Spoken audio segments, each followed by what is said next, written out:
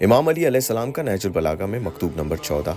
صفین میں دشمن کا سامنا کرنے سے پہلے اپنی فوج کو ہدایت فرمائی، جب تک وہ پہل نہ کریں تم ان سے مت لڑو، کیونکہ اللہ کے فضل و کرم سے تم ایک حجت پر لڑ رہے ہو،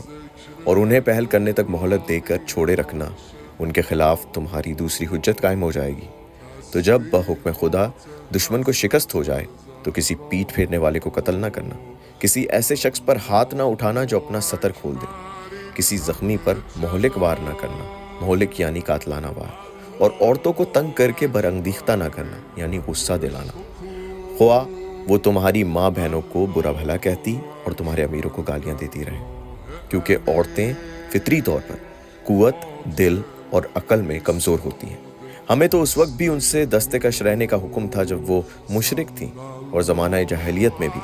اگر کوئی مرد پتھر کے ٹکڑے یا لاٹھی سے کسی عورت پر ہاتھ اٹھاتا تھا تو اس کو اور بعد میں اس کی اولاد کو بھی اس ذلیل حرکت کی وجہ سے بدنام کیا جاتا تھا۔